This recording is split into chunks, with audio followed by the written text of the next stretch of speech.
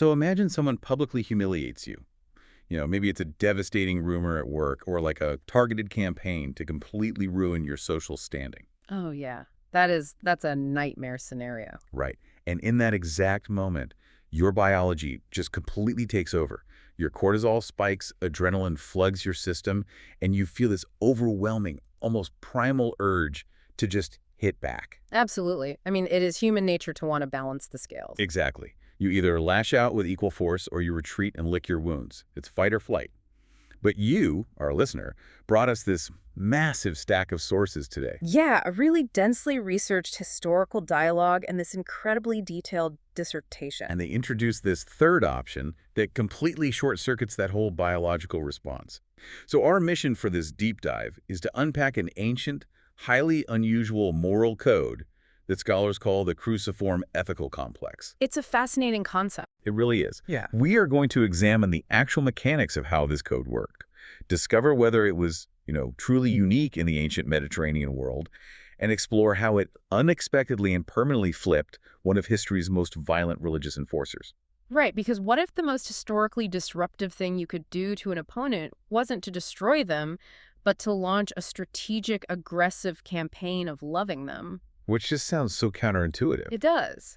But to understand the sheer scale of this historical mystery, we first have to define what this ethic actually is. Okay, let's unpack this. What are the core components? So the sources break the cruciform ethical complex down into a tightly integrated package of 4 pillars. 4 pillars, got it. Yeah. Principle of nonviolence, a very nuanced submission to valid authority, an active love for persecutors, and the radical inclusion of outcasts. Well, And the key here is that if you remove even one of those pillars, the entire system just collapses. right, because I suspect when most people hear phrases like principled nonviolence or submission to authority, the immediate image is someone just rolling over. Just being a doormat. Exactly, just being a passive victim. Mm-hmm.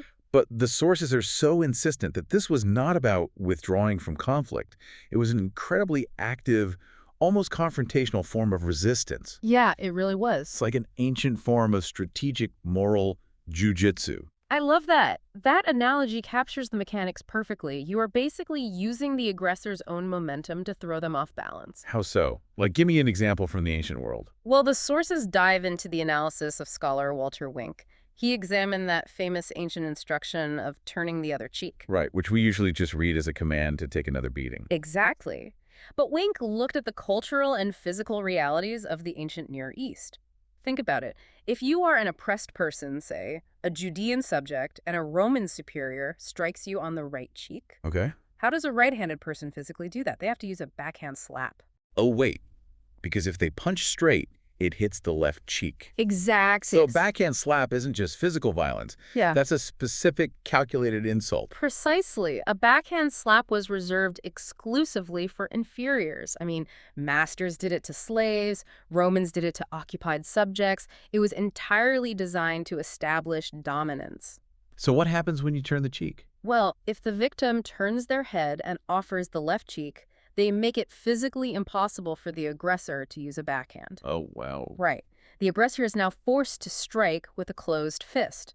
And in that specific culture, you only used a closed fist to fight a social equal. That completely changes the dynamic. Complete. By offering the left cheek, the victim is essentially saying, you can hit me again, but you will do it as an equal. You will acknowledge my humanity. Yes. It forces the oppressor to recognize the victim's dignity without the victim ever having to throw a punch. It completely disrupts the established power dynamic. That is brilliant. And the sources highlight another example of this mechanism, too, the concept of going the second mile. Right, I've heard that phrase, but what did it actually mean back then?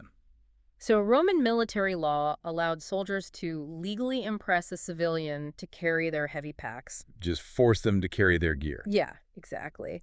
But the law strictly limited this forced labor to 1 single mile. It was a way to maintain order and, prevent military abuses from sparking a local uprising. So the oppressed person gets to the 1 mile marker, and instead of dropping the pack with resentment, they just keep walking. They keep walking into mile 2, and suddenly the Roman soldier is thrown into a state of utter confusion and legal jeopardy. Because they're breaking the law now. Exactly. If an officer sees that civilian carrying the pack for 2 miles, the soldier could be severely disciplined for a military infraction. Wow, so the civilian had basically taken back the initiative. They really have. They've transformed a situation of forced servitude into this voluntary act that suddenly puts the oppressor on the defensive. You're literally weaponizing their own oppressive legal system against them. I mean, to sustain that kind of counterintuitive behavior, there has to be a profound psychological foundation, right? Definitely. The sources point out that this entire system is anchored by a concept called eschatological hope. How exactly does that function here? So, eschatological hope is this profound belief that history is moving toward a specific resolution overseen by a just creator who will ultimately balance the scales. Okay. If you firmly believe that ultimate justice is guaranteed by God, you no longer carry the immense biological and psychological burden of enacting vengeance yourself. You are basically offloading the responsibility of being judge, jury, and executioner. Right. And by offloading that burden, you free up all that cognitive and emotional bandwidth to focus entirely on reconciling with the enemy standing right in front of you. That makes a lot of sense. And what's fascinating here is how that exact mechanism translated into the modern era. The sources mention Mahatma Gandhi, who actually studied these ancient texts. Really? Yeah. He utilized these mechanics, stripped them of their specific theology, and developed satyagraha, or truth force. He required his followers in India to willingly absorb suffering and legal penalties from the British Empire without ever retaliating. Because he understood that unearned suffering, voluntarily accepted, sort of exposes the inherent violence of the oppressor to the rest of the world. Exactly. And then Martin Luther King Jr. took those exact same Gandhian tactics and reconnected them to the Christian concept of agape, like a selfless, sacrificial love. Right, to dismantle legal segregation in the American South. Yeah, so these aren't just ancient theories. They are proven levers for massive historical change. But, looking at the comparative landscape in our sources, Yeah. I have a hard time believing this ethic just sprouted out of nowhere. What do you mean? Well, didn't the ancient Stoics spend centuries talking about enduring hardship and the universal brotherhood of humanity? They did, yeah. And Buddhism teaches ahimsa, or non-harm, which predates this entirely. So how is this cruciform complex fundamentally any different from the philosophies that were already dominating the ancient world? That is a great pushback, and the dissertation in your stack of sources spends a significant amount of time addressing that exact question. The key is to look at the structural mechanisms, not just the functional outcomes. Okay, so break that down for me. Let's start with Stoicism. Sure. So a Stoic sage will absolutely endure insults, beatings, or persecution without retaliating. But the structural root of that non-retaliation is a concept called apatheia, which translates roughly to emotional detachment and rational self-sufficiency. So the Stoic is essentially building an emotional fortress. Exactly. They refuse to retaliate because they believe the external world, including the enemy, fundamentally cannot touch their inner tranquility. Correct. The enemy is almost irrelevant to the Stoic's internal state. You aren't enduring the blow for the sake of transforming the person hitting you. You are enduring it to maintain your own rational equilibrium. Ah, I see. And what about Buddhism? Right, so look at Buddhism. The practice of ahimsa, or profound nonviolence, is deeply embedded in a worldview that seeks to end the cycle of suffering. Which involves detachment, right? Yes. That non-harm is rooted in a deliberate detachment from earthly desires. It operates without the specific framework of an engaged eschatological creator who is driving history toward a relational restoration. Which highlights the sharpest contrast with the cruciform complex. This ancient code isn't about detachment at all. Not even a little bit. It's intensely, almost uncomfortably engaged with the enemy. The sources reference this incredibly vivid command from the Apostle Paul in his letter to the Romans, where he tells his followers to heap burning coals on their enemies' heads. Yes, that's from Romans chapter 12. And the mechanism for heaping those coals is highly specific. He says, if your enemy is hungry, feed him. If he is thirsty, give him something to drink. So you're not detaching. No, you are launching a proactive campaign of compassion. The burning coals represent the burning shame and cognitive dissonance an enemy experiences when their hostility is met with shocking, unmerited kindness. Wow. So the goal isn't just to survive the enemy. The goal is to dismantle the enemy's hostility entirely and transform them into a friend. Exactly. Which brings us to a historical collision course. Right. Because if this ethic is an aggressive, hyper-engaged campaign to dissolve boundaries and love enemies, What happens when it runs headfirst into a man whose entire existence is dedicated to violently enforcing boundaries? And the sources present the ultimate test case for this. Paul the Apostle before his conversion. Right, and the texts make it clear we aren't talking about some cranky religious bureaucrat here. Not at all. We really have to understand the sheer scale of his violence. The sources examine the specific Greek words used by his contemporaries to describe his early campaigns against the emerging Christian movement. Words like porthish and luminode. And those aren't exactly light terms, are they? No, these are not terms used for theological disagreements. Porthish is a military term. It means to ravage, to lay waste, to completely annihilate a city. And Paul was participating in capital proceedings. He was dragging men and women out of their homes. He was a militaristic zealot operating with official authorization to violently purge what he saw as a dangerous heresy. then the violence just stops. Overnight. He completely abandons his status, his authority, and his violent methods, and he adopts the exact four-pillar ethic he was trying to wipe off the map. Yep. And here's where it gets really interesting. Because as someone looking at this historically, I have to be slightly skeptical. Why are we assuming this was some miraculous ethical transmission? What's your theory? Well, people experience psychological snaps all the time.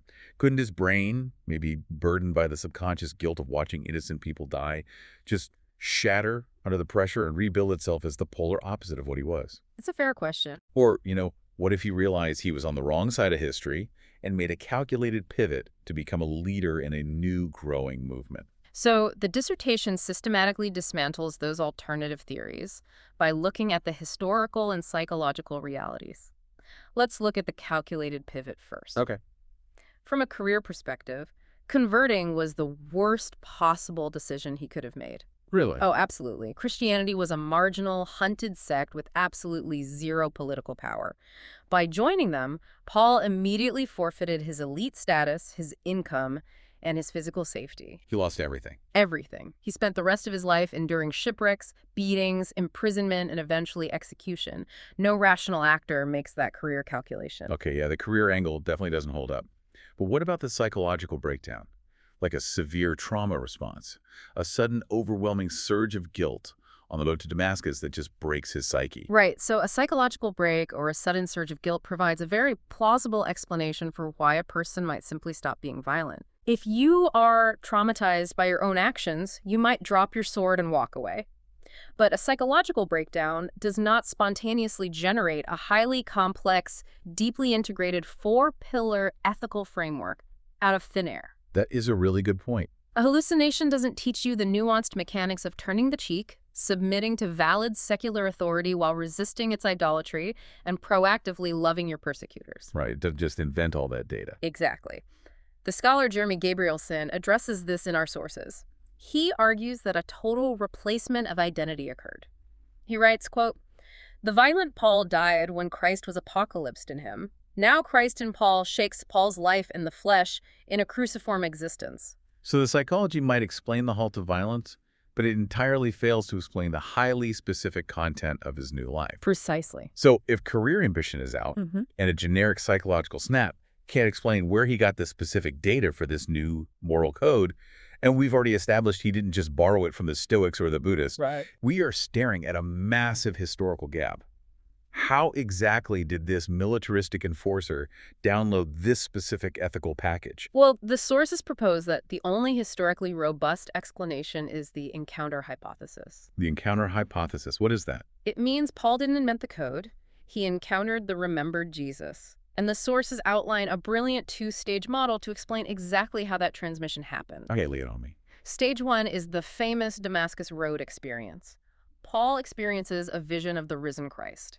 This creates immense cognitive dissonance. He believed his violence was righteous and sanctioned by God.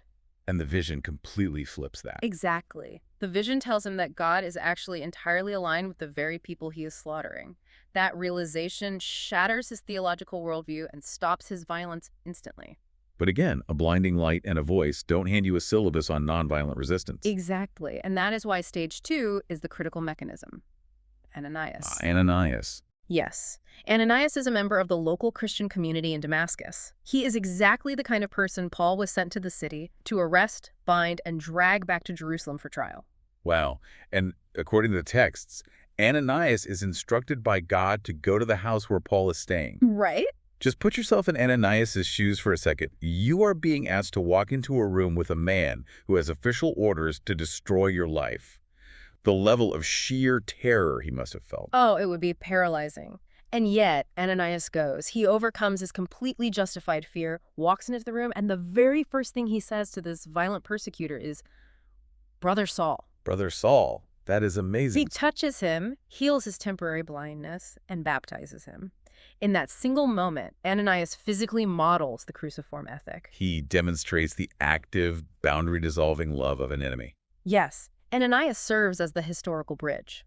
He validates Paul's raw visionary experience, and he provides the pre-existing interpretive framework of the historical Jesus. He teaches Paul the code not just with words, but by making Paul the recipient of it. And it's not like Paul just immediately runs out into the streets to start preaching this new philosophy, right? No, not at all. The sources emphasize a 3-year period he spends in Arabia, which was likely the Nabatean kingdom. He goes into relative isolation. But he isn't just meditating in a vacuum. He is cross-referencing his Damascus experience with the Jewish scriptures and the early traditions of the Jesus movement. So he is tapping into existing oral and written traditions. Yes. The sources heavily reference the Q source, which scholars identify as a hypothetical, very early collection of Jesus' sayings that predates the written Gospels. And what was in that source? Well, the Q source contained the exact specific commands we've been discussing: turning the other cheek, going the second mile, and loving your enemies. So Paul is absorbing this historical data. Exactly. He is also absorbing the historical reality of Jesus's radical table fellowship. You know, the way Jesus intentionally ate with tax collectors, sex workers, and social outcasts, breaking every purity law of his day. So what does this all mean? We have this fascinating theory about how the transmission happened, but, historians demand proof. Always. How do we know this wasn't just a temporary philosophical obsession? How do we know this radical ethic actually took root in the gritty reality of Paul's life? Well, the sources point to the ultimate behavioral proof, the collection for the poor. The collection. Yeah, the collection is perhaps the most overlooked yet vital piece of evidence in Paul's life. He spends a massive portion of his later career traveling across the Mediterranean, tirelessly raising money from Gentile churches. Okay, and who is this money for? It is specifically for the impoverished Jewish believers back in Jerusalem. Wow. And we really have to remember the context here. The Jewish purists in Jerusalem fundamentally despised the Gentiles. Deeply. And Paul himself used to be the ultimate enforcer of that separation. Yet here he is, risking his life, enduring constant travel hazards, and using all of his political capital to gather funds from the very people considered unclean to give to the very people who used to be his authority structure. Yeah. It is the radical inclusion of outcasts materialized in actual currency. That's a great way to put it. And the sources point out that this wasn't just a charity drive. Paul viewed this collection as an eschatological event, like a sign of the nations streaming to Zion in peace. So it proves that the cruciform ethical complex wasn't just a theory he wrote about in his letters. It was the governing operational system of his daily life. Exactly. And if we connect this to the bigger picture, it explains a massive diplomatic puzzle in early Christianity. Which puzzle is that? Well, the original community in Jerusalem was led by James, who was the actual brother of Jesus. These original followers had lived with Jesus. They knew what he sounded like, how he acted, what his specific ethical code was. Right. And initially, they were deeply suspicious of Paul, which makes complete sense. I mean, the last time they saw him, he was trying to kill them. Obviously. But eventually, James and the Jerusalem leaders give Paul the right hand of fellowship. They officially endorse his ministry. Now, why would they do that? They did it because Paul's behavior perfectly matched the historical Jesus they personally remembered. Exactly.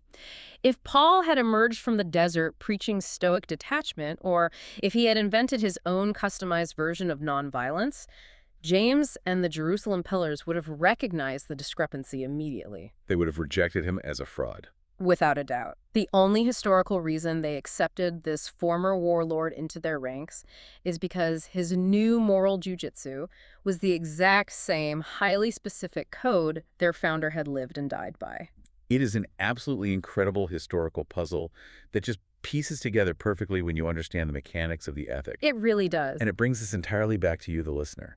Because why should you care about a shift in moral philosophy from the ancient Mediterranean? Right. How does this apply today? Well, Whether you are navigating a deeply fractured political landscape, dealing with a toxic environment at work, or managing intense personal disputes, this deep dive proves that true disruption doesn't always look like matching force with force. So true. Sometimes, the most historically powerful way to disarm an opponent is through strategic, nonviolent, deeply engaged resistance. It's an approach so profoundly radical, it completely rewired the neural pathways of a militaristic zealot. Yeah, it is not about being a passive victim. It is about refusing to play the game on the aggressor's terms and forcing them to recognize your shared humanity. Beautifully said. But this does raise an important question, and I think it's a great final thought for you to explore as we close. Let's hear it. We've seen how this ethic functions as a tool of disruption for the marginalized and the persecuted. But what happens when the marginalized gain power? Ooh, that is the question. Fast forward a few centuries, and this exact religion, founded on a code of voluntary suffering and enemy love, becomes the official institutionalized religion of the Roman Empire. Let's talk about a plot twist. Right. So if the cruciform ethical complex requires vulnerability, offloading vengeance, and enduring the blow, can an institution with political power and an army actually practice it? Or is this highly engaged, burning coal strategy strictly a tool for the oppressed that fundamentally breaks down the moment you are the one sitting on the throne? Something to consider the next time you find yourself holding the power in a conflict.